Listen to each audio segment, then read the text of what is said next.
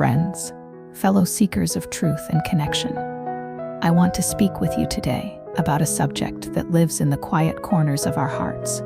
It's a story told in whispers, in the hushed confessions between friends, and in the silent ache we feel when the fairy tale crumbles. We're going to talk about the dark side of women's love stories.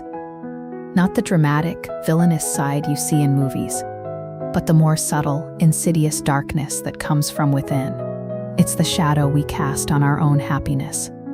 A pattern we unconsciously repeat, pulling us back to the same familiar pain. For so long, we have been fed a singular narrative of love.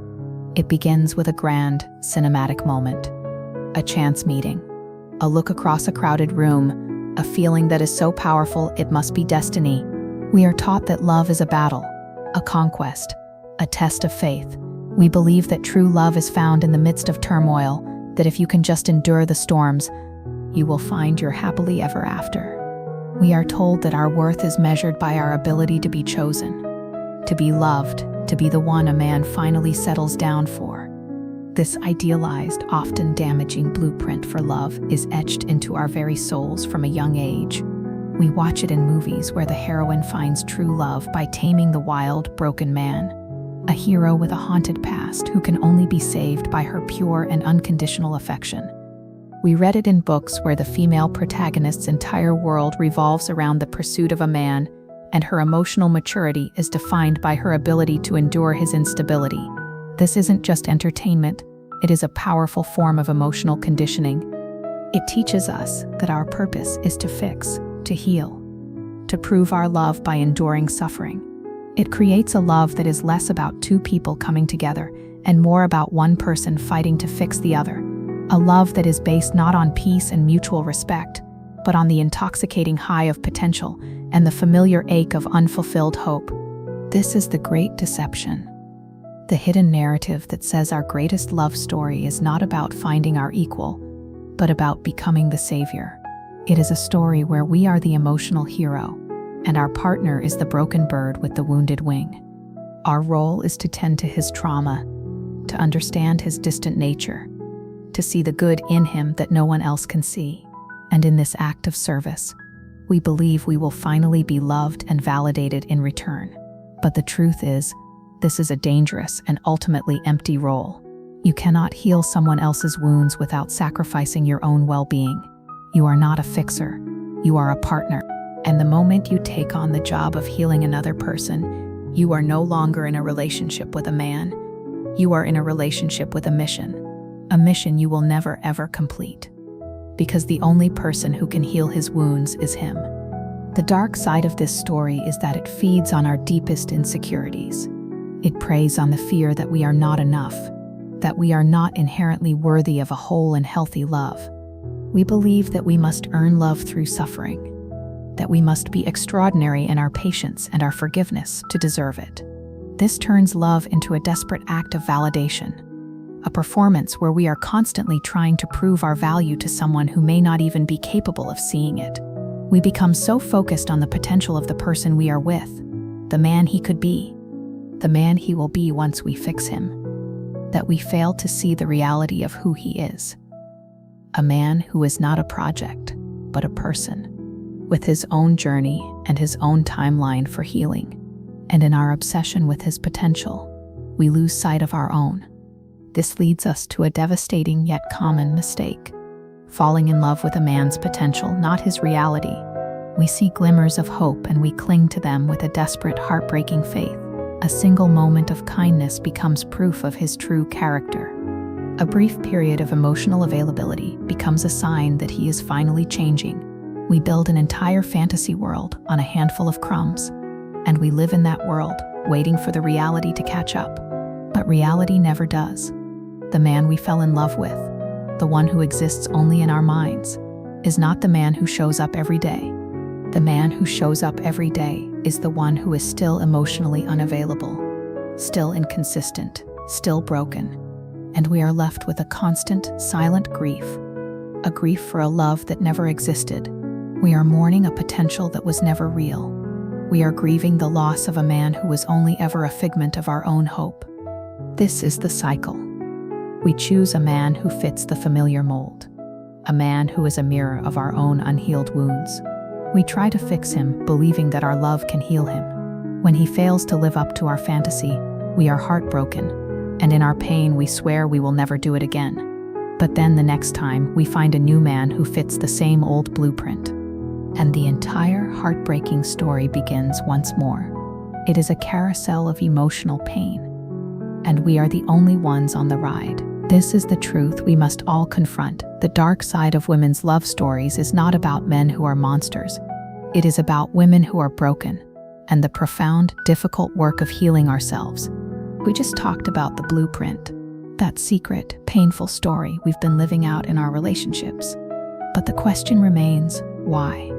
Why do we keep choosing the same painful dynamic, even when we know the outcome? The answer lies in something that is both beautiful and tragic: the human desire for love and connection. We are built to seek it out, to crave it. And when our fundamental need for love is not met in our childhood, when we are left feeling unseen, unheard, or unloved, a deep, persistent wound is left in our hearts.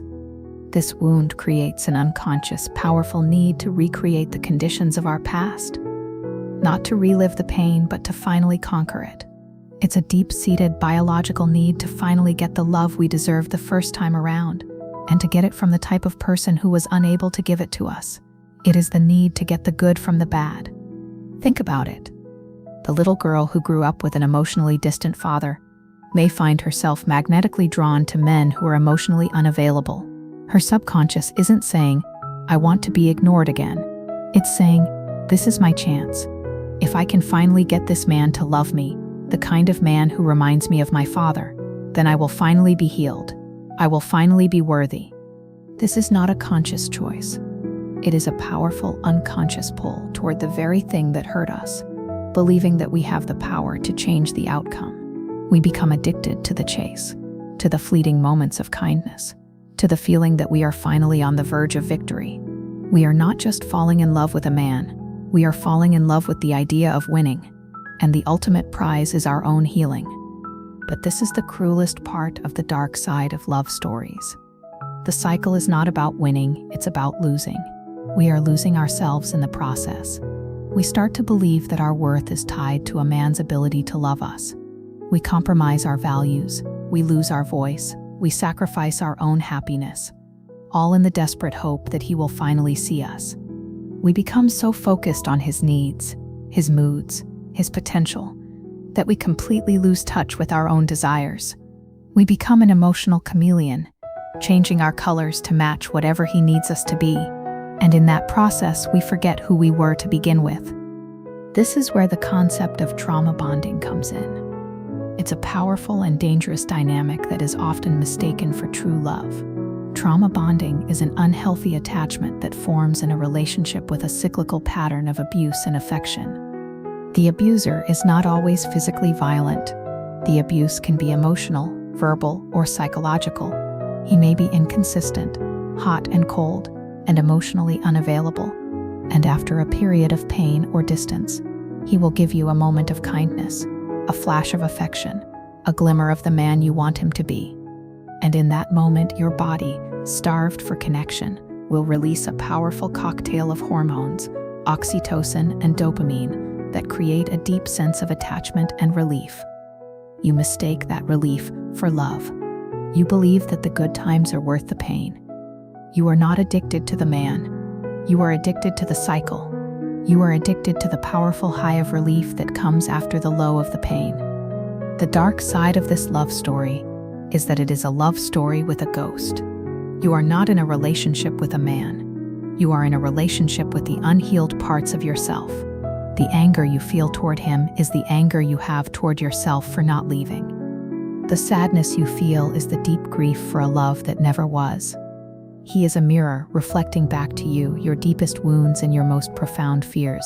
He is not a villain. He is a perfect match for your unhealed story. And until you are willing to face that ghost, until you are willing to look at yourself in the mirror and say, "I am the one who needs to be healed," you will continue to be drawn to the very people who can't give you what you need. This is the great, painful truth. The familiar, chaotic love story is not about him. It is about you. And the moment you realize that, the moment you are willing to take responsibility for your own healing, is the moment you can finally begin to write a new, more beautiful story.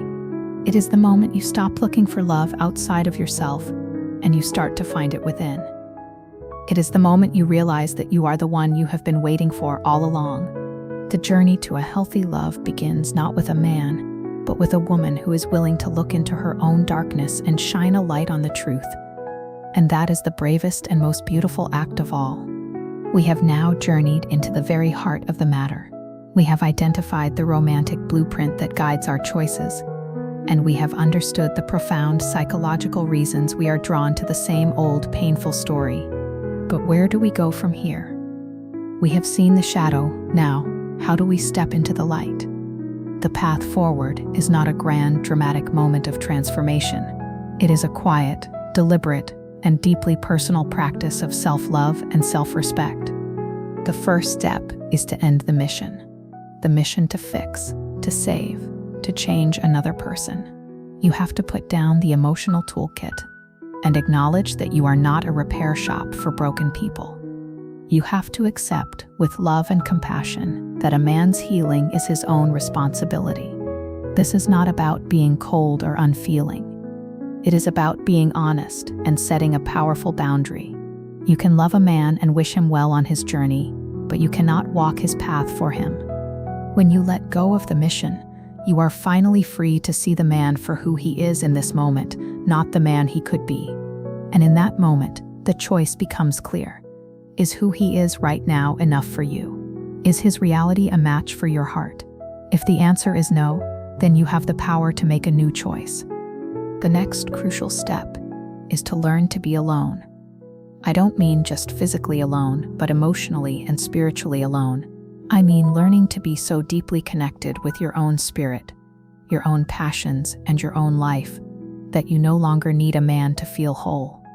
The most beautiful and healthy love story begins with a woman who is already happy on her own. She is not looking for a man to complete her. She is looking for a partner to share her fullness with. This is a difficult but essential practice. For so long, we have been conditioned to believe that our lives don't begin until we find a partner. But the truth is, your life is happening right now, in this very moment. You are the protagonist of your own story, and the love you give to yourself, the love you cultivate in your own life, is the most powerful and magnetic force there is. This is the work of reclaiming your voice. For too long, you have been silent. You have been silent in the face of his emotional distance.